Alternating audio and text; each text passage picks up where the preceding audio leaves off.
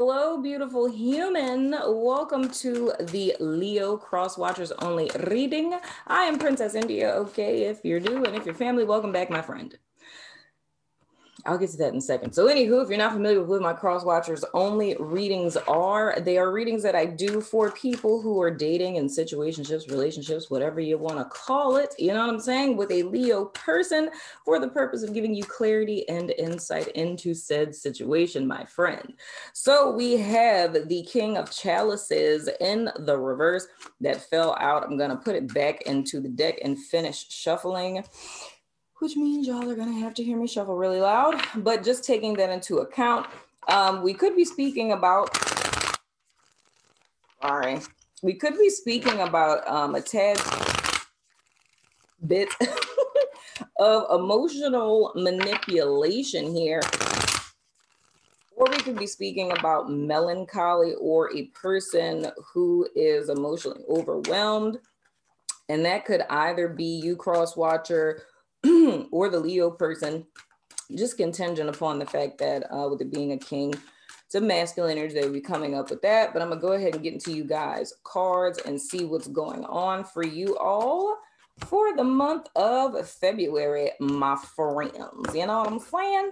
So we got 3 cards for my Crosswatcher, and then we have 3 cards for your person of interest. So let's hop in and see what's going on. So first card for you, Crosswatcher. We have the 10 of Wands in the reverse. We have the Wheel of Fortune. And then we have the 3 of Swords. So what it is looking like, my Crosswatcher, is you guys at present feeling a whole lot of overwhelm. You're taking on more responsibilities than you really should be in reference to this partnership. So that would come off to me almost as if you're blaming yourself a great deal for what is going on with this person or how your situation is panning out. On some level or another, it's almost kind of feeling like you're alone in a situation or that you're bearing the burden of the situation alone. However, there is a desire to move forward or for things to change or shift in this situation. However, I feel that it may be there's a potential where there's an infidelity that could have happened here. If I were to put all of that together, it would kind of sound like to me, Crosswatcher, that with the Leo person that you're dating, that potentially there could have been something that either went awry in the partnership or there was infidelity in the past. And it's still kind of trying to stick things out with this person, but it's almost as if you're internalizing this person's behavior. So meaning that if this person had, was unfaithful in the past, right, it would be blaming yourself as to why it is that occurred. So it would be thinking that, it's something you weren't doing or doing too much of or not doing enough of. And it's an unnecessary burden to bear. I only say unnecessary because it's you blaming yourself for something that isn't your fault, because of course we all have free will and, we make choices. So it's not that you guys should be internalizing it, but I totally understand why you would. And I feel with this, even though you want to kind of leave that behind, you do want to move forward, you do want things to change in the partnership, you're having trouble getting over that because it's almost as if, everything that this Leo person does, it always kind of brings you back to that place. Now, for some of you, I don't know where this would be in reference to the Leo person, but for some of you, because I don't know, maybe the Leo person is someone you're newly dating, but for some of you, this is something that has transpired in past situations or in one particular past situation. And it's kind of like everything that the person that you're with does makes you think about this past situation. And it's almost like being suspicious, So whatever the case, it's an internalized thing in the state that is speaking about your mindset and your perception. So whether this is with this person or it's with someone else, energetically things are in favor of you moving forward and leaving this behind. However, a lot of the distress you guys are feeling at present has to do with past energy, if that's making sense. Now, for your Leo person, okay, we have the Lovers in the reverse. We have the Three of Pentacles in the reverse. And then we have the Eight of Swords in the reverse. So they're going through some things. So with your Leo person, they're having issues with ambivalence. And really, to get straight to the point here, the root of their ambivalence lies in the fact of them being disconnected from themselves. I more or less get the vibe with this that, and I mean, this can be superficial, and we could just be talking about plain old vanity, or we could be talking about like a person who has not yet come into alignment with their authentic self. But with this person, they have issues with committing to things or sticking with things or seeing things through to the end, if you will.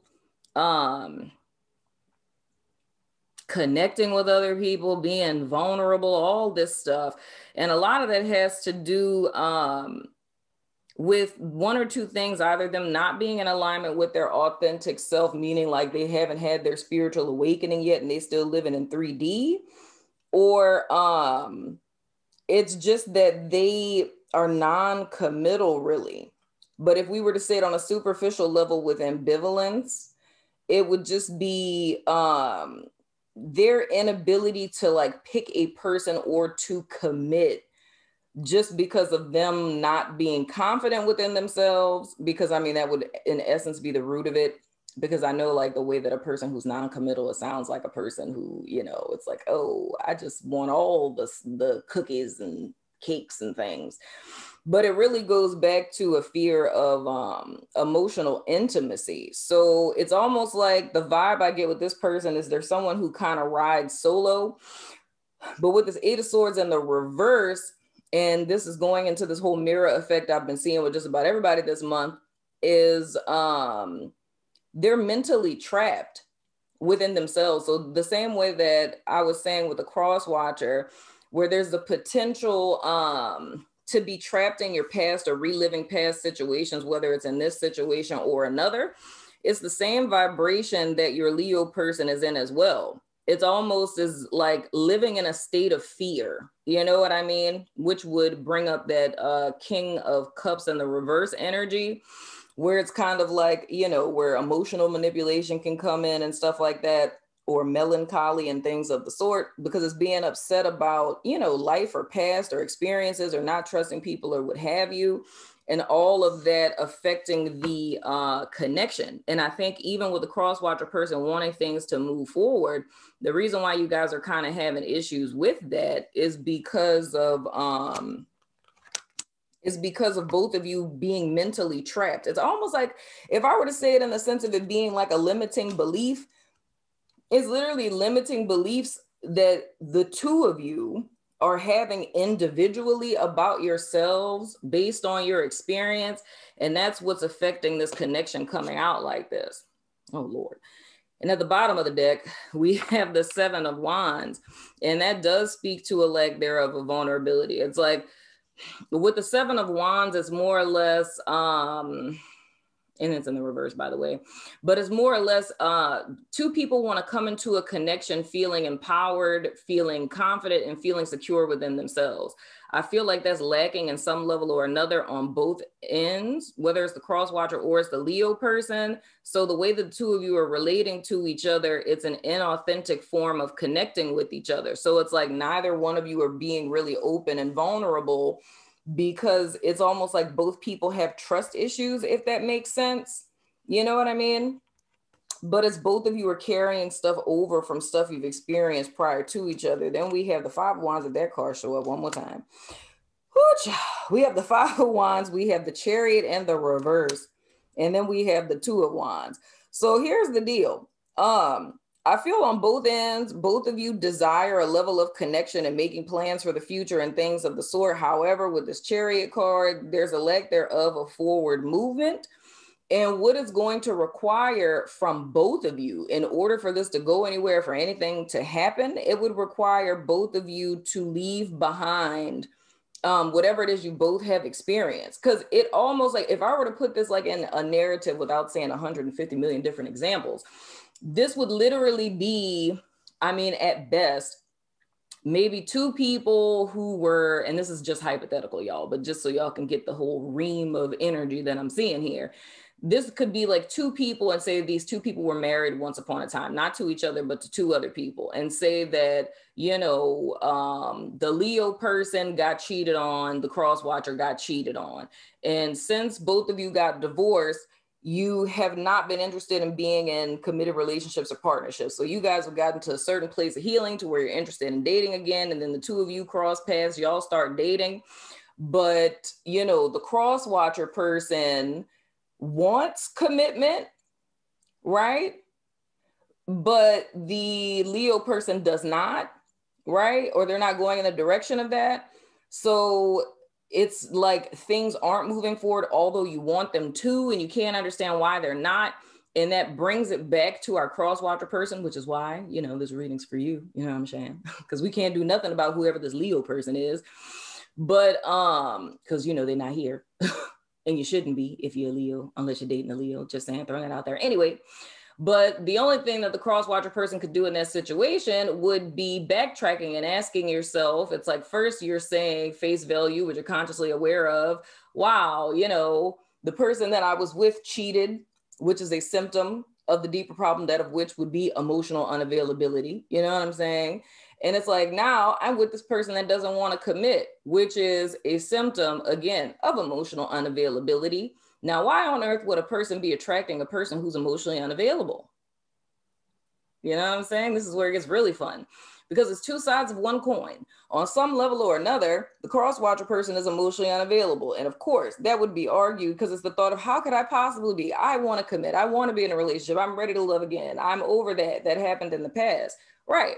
But it's the fact of having this magnetism and being attracted to a person who is, or repeatedly being attracted to people who are. Now, like attracts like. So this is a person who the Leo person hypothetically would be a covert, right?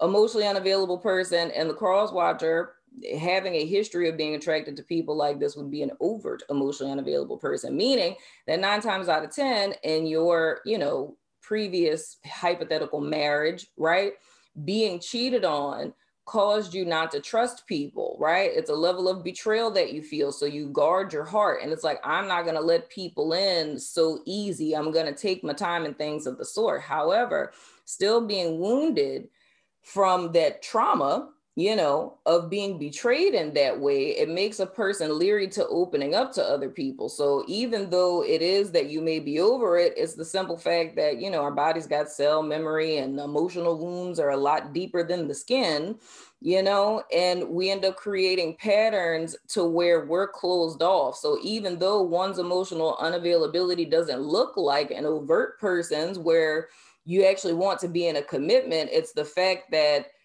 internally you're not fully opening up to people, right? Because the energy is showing up, so it's here, so you're still carrying it in mindsets, where, especially if it's something where it's fears, like with this person, it's the thought like, oh, they're not committing to me because they're probably dealing with someone else. You know what I'm saying? So that's just something to keep in mind, my wonderful Crosswatcher friends. But all in all, I feel that there is some level of potential here. You know, I feel like this person wants to be with you, yet they just don't want to commit. And not saying that that's okay.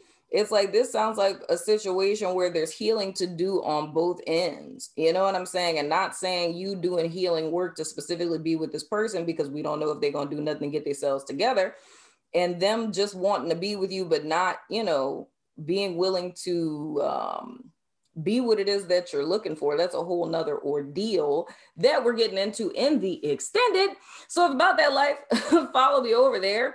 I'm going over to Vimeo and to my new network, and also on Patreon, to do you guys extended. The link for my network is somewhere around here, something like that. But in the extended, we're going to look at how this person thinks and feels about you at present. So if you're about that life, my friend, follow me on over there. But if not, I still love your face.